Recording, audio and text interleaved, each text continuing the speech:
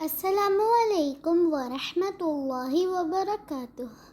کیا حال ہے پیارے بچوں؟ اللہ سبحانہ و تعالی آپ کو ایمان اور صحت کی بہترین حالت میں رکھے، آمین۔ ہم سن رہے تھے حضرت موسیٰ علیہ السلام کی کہانی، جو اللہ تعالی نے ہمیں قرآن میں بہت جگہوں میں سنائی ہیں، مگر سورہ طٰہٰ میں سب سے زیادہ تفصیل سے۔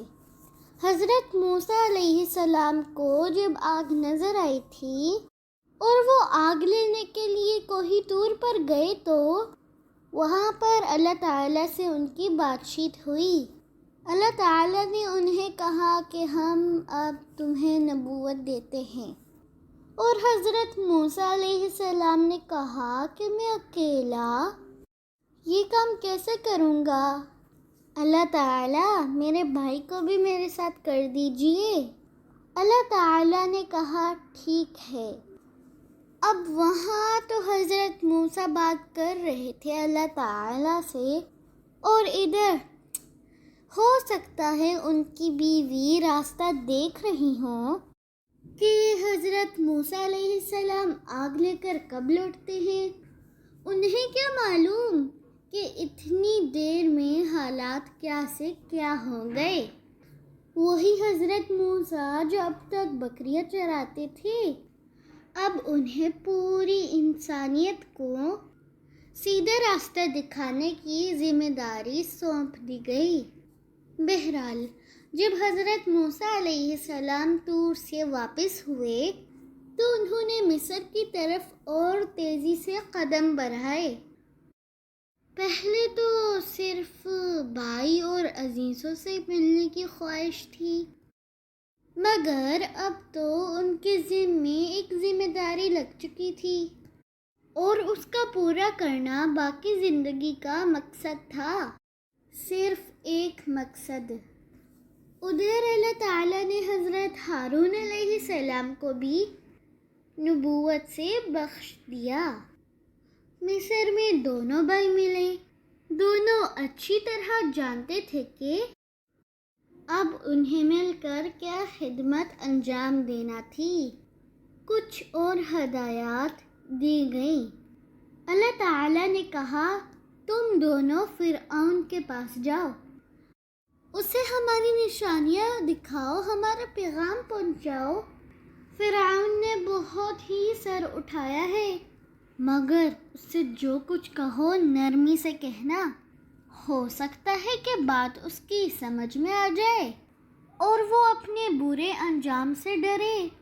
یہ سن کر دونوں نے عرض کیا، اے ہمارے مالک، ہمیں یہ ڈر ہے کہ کہیں وہ ہماری باتیں سن کر کہیں برس نہ پڑے، غصے کی وجہ سے کہیں حد سے آگے نہ بڑھ جائے۔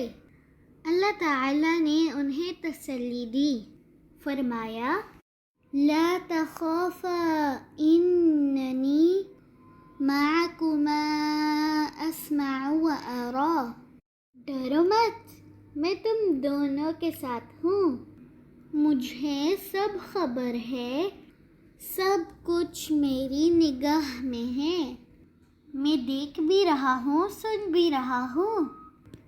تم جاؤ اور اس سے کہو ہم دونوں میرے آقا اور مالک کی طرف سے نمائندہ بن کر آئے ہیں۔ حضرت موسیٰ اور حضرت ہارون علیہ السلام کی زبان سے یہ دعویٰ کہ ہم دونوں اللہ تعالیٰ کے رسول ہیں، اس بات کو سمجھنے کے لیے کافی ہے کہ ان دونوں نے فرعون سے جا کر کیا کہا ہوگا۔ انہوں نے فرعون سے کہا کہ ایک اللہ کو مانو جس نے اس آسمان کو اور زمین کو بنایا۔ اس کے ساتھ ساتھ اللہ تعالیٰ نے یہ بھی ذمہ داری دی تھی حضرت موسیٰ اور حضرت ہارون علیہ السلام کو کہ وہ بنی اسرائیل کے لوگ غلط عقیدوں اور غلط کاموں میں پڑ چکے ہیں، انہیں سیدھے راستے پر لائیں۔ بنی اسرائیل کے لوگ تھے تو مسلمان، لیکن وہ بھول چکے تھے کہ نماز پڑھنی ہوتی ہے، روزہ رکھنا ہوتا ہے، اللہ تعالیٰ کی عبادت کرنی ہوتی ہے، جھوٹ نہیں بولنا ہوتا، چوری نہیں کرنی ہوتی۔ تو اللہ تعالیٰ نے حضرت موسیٰ علیہ السلام کو کہا، آپ نے جا کر فرعون کو صحیح بات بتانی ہے اور بنو اسرائیل کو بھی سیدھے راستے پر واپس لانا ہے۔ حضرت موسیٰ علیہ السلام پہنچے مصر، اپنے بھائی حضرت ہارون کو ساتھ لیا اور اس خدمت کو انجام دینا شروع کر دیا جو اللہ تعالیٰ نے آپ کے سپرد کی تھی۔ یہ کام کرنے کے لیے آپ فرعون کے دربار میں گئے، اس کے وزیروں اور حکومت کے عہدیداروں سے بھی بات چیت کی، فرعون کے عام لوگوں کے سامنے بھی اپنی دعوت پیش کی، خود اپنی قوم بنو اسرائیل کو بھی ان کا بھولا ہوا سبق یاد دلایا اور ان کو صحیح دین کی طرف لانے کی کوشش کی۔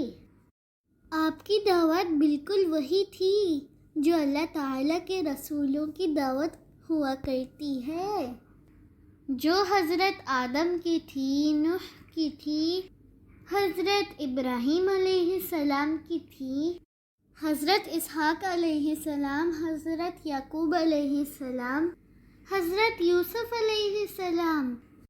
تمام انبیاء یہی دعوت دیتے تھے، سوائے ایک اللہ کے کوئی دوسرا الہ نہیں، وہی اطاعت کے حقدار ہے، اسی کی عبادت ہونی چاہیے، ہر قسم کی طاقت اور قوت کا اصلی مالک وہی ہے۔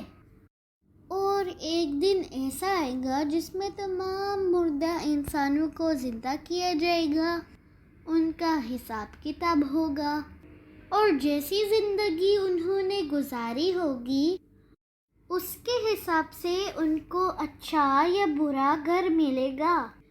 فرعون کے سامنے حضرت موسیٰ علیہ السلام نے اس دعوت کے ساتھ ایک اور بھی مطالبہ کیا، اور وہ یہ تھا کہ بنو اسرائیل کو جس ذلت کی غلامی میں پھنسایا گیا ہے اس سے انہیں نجات دی جائے، انہیں موقع دیا جائے کہ وہ اللہ کی عبادت کریں، خاص طور پر اللہ کے لیے جانوروں کی قربانی۔ فرعون بنو اسرائیل کو قربانی نہیں کرنے دیتا تھا۔ حضرت موسیٰ علیہ السلام نے فرعون سے کہا کہ یا تو تم میری بات مانو اور اللہ تعالیٰ پر ایمان لے آؤ، اور اگر تم ایسا نہیں کرنا چاہتے، تم ایسے ہی اپنے آپ کو سب سے بڑا بادشاہ اور مالک کہنا چاہتے ہو، تو بنو اسرائیل کو آزاد کر کے میرے ساتھ بھیج دو، جہاں میں انہیں ایک جگہ لے جاؤں اور وہاں ہم اللہ تعالیٰ کی عبادت کر سکیں، جانور قربان کر سکیں۔ اب فرعون پر موسیٰ علیہ السلام کی دعوت کا کیا اثر ہوا ہوگا؟ اس کے درباریوں نے تو اس کے ذہن میں یہ بھر دیا تھا کہ وہ تو عام انسانوں جیسا نہیں ہے، سب سے بڑا دیوتا ہے، سب سے زیادہ طاقت والا ہے، اور اس قابل ہے کہ لاکھوں انسان اس کے سامنے سر جھکائیں۔ پہلے تو فرعون نے حضرت موسیٰ اور حضرت ہارون علیہ السلام کی باتوں پر زیادہ دھیان نہیں دیا، کوشش کی کہ سمجھا بجھا کر یا ڈرا دھمکا کر انہیں خاموش کر دے۔ کہنے لگا، تم وہی تو ہو جس نے ہمارے گھرانے میں پرورش پائی تھی، ہمارے ہاں رہتے رہے تھے، اور پھر تم نے یہ حرکت کی کہ ایک شخص کو مار ڈالا اور وہاں سے بھاگ گئے۔ تمہیں تو ہمارا شکریہ ادا کرنا چاہیے کہ ہم نے تم سے کچھ نہیں کہا۔ چلے ہو ہمیں راستہ بتانے، یہ ٹھیک نہیں ہے، باز آ جاؤ۔ حضرت موسیٰ علیہ السلام نے فرمایا، یہ ٹھیک ہے، مجھ سے بے سمجھی میں غلطی ہو گئی تھی، میں تم لوگوں کے ڈر سے یہاں سے چلا بھی گیا تھا، لیکن اللہ تعالیٰ نے میرے گناہ کو معاف فرما دیا، میری خطا کو، اور مجھے ہدایت سے نوازا، مجھے اپنا رسول بنایا۔ اب فرعون کو بڑا غصہ آیا، کہنے لگا، اچھا یہ جو تم کہتے ہو کہ تمہیں اس خدا نے بھیجا ہے جو اس جہان کا مالک ہے، یہ تو بتاؤ، اس سے تمہارا مطلب کیا ہے؟ قال فمن ربكما یا موسیٰ، اس نے کہا، موسیٰ تمہارا پروردگار کون ہے؟ حضرت موسیٰ نے کہا، میں اس جہان کا، اس ذات کا آقا کہہ رہا ہوں جو آسمانوں کا مالک ہے، زمین کا مالک ہے، ہر چیز کا مالک ہے، اسی نے سب کو پیدا فرمایا ہے اور وہی سب کی رہنمائی فرماتا ہے۔ اب فرعون نے جو سنا تو کیا جواب دیتا؟ کہنے لگا، نہیں نہیں، میں ہی تمہارا سب سے بڑا رب ہوں، اور میں ہی ہوں جو اس ساری کائنات کا انتظام چلا رہا ہوں۔ مگر حضرت موسیٰ علیہ السلام نے اپنی بات جاری رکھی، کہنے لگے، وہی رب جو مشرق کا بھی رب ہے اور مغرب کا بھی، جو ہر چیز کا مالک ہے جو یہاں موجود ہے۔ اگر تم عقل سے دنیا کو دیکھو، کائنات کو دیکھو، تو تمہیں میری بات سمجھ میں آ جائے گی۔ اب فرعون نے بات کی، کہنے لگا، اچھا یہ تو بتاؤ، قال فما بال القرون الاولی، کہا تو پہلی قوموں کا کیا حال ہوا، ان کا کیا حشر ہوگا؟ اس سوال میں اس نے بڑی چالاکی سے یہ سوال کیا تھا۔ اس کو یقین تھا کہ حضرت موسیٰ یہ کہیں گے کہ وہ سارے گمراہ لوگ تھے، غلط لوگ تھے، اور جو تمام لوگ ہیں وہ سن کر غصے میں آ جائیں گے اور کہیں گے کہ یہ ہمارے باپ دادا کو بولا بلا کہتا ہے۔ مگر حضرت موسیٰ نے کہا، میرا رب ان کے بارے میں خوب اچھی طرح جانتا ہے، کوئی بات اس کی نظر سے نہ کوئی چھپ سکتی ہے، نہ وہ بولتا ہے، اور اسی نے آسمان سے پانی برسایا ہے، جانور اور پودے پیدا کیے ہیں، خود بھی کھاؤ اور مویشی بھی کھائیں، اور سارے لوگ اس کی عبادت کریں۔ فرعون اس قسم کی باتوں کے لیے بالکل تیار نہیں تھا۔ اس کے لیے تو یہی بہت بڑی بات تھی کہ ایک شخص اس کے سامنے کھڑا ہو کر یہ کہہ رہا ہے کہ تم خدا نہیں ہو اور تم میں کوئی طاقت نہیں ہے۔ کہنے لگا، یہ کچھ نہیں، مالک اور آقا ہم ہیں، اور اگر کسی نے ہمارا حکم نہیں مانا تو میں اسے جیل میں بیچ دوں گا اور اسے مار دوں گا۔ حضرت موسیٰ علیہ السلام نے کہا، اچھا اگر میں تمہیں کوئی نشانی دکھاؤں تو تم سمجھ لو گے کہ میں جو بھی کچھ کہہ رہا ہوں وہ اپنی طرف سے نہیں کہہ رہا بلکہ میرے خدا نے بھیجا ہے۔ فرعون بولا، اچھا لاؤ دکھاؤ کیا ہے۔ حضرت موسیٰ علیہ السلام نے اپنی لاٹھی زمین پر ڈال دی، دیکھتے ہی دیکھتے وہ ایک سانپ بن گئی۔ پھر آپ نے اپنا ہاتھ نکال کر دکھایا تو ہر دیکھنے والے نے دیکھا کہ وہ بالکل چمک رہا تھا۔ اب فرعون کیا کہتا؟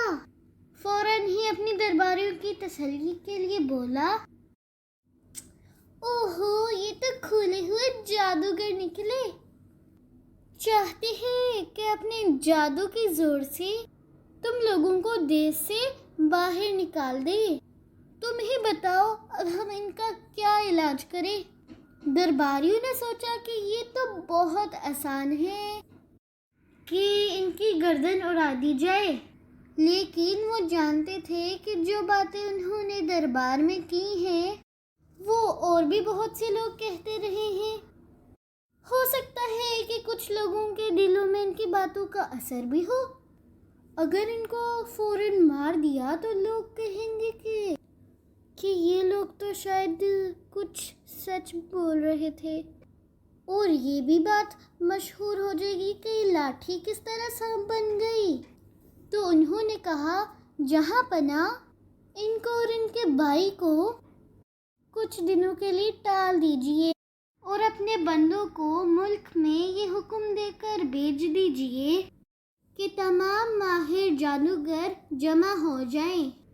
جادوگر جب آ جائیں گے تو پھر دیکھا جائے گا کہ جادو کا طور جادو سے ہی کرنا اچھا ہوگا۔ دیکھیں گے کہ یہ کتنے بڑے جادوگر ہیں۔ اور پھر اس کے بعد کیا حضرت موسیٰ کا مقابلہ ہوا ملک کے تمام بڑے جادوگروں سے؟ یہ ہم سنیں گے اس کہانی کے اگلے حصے میں انشاءاللہ تعالی۔ اللہ حافظ۔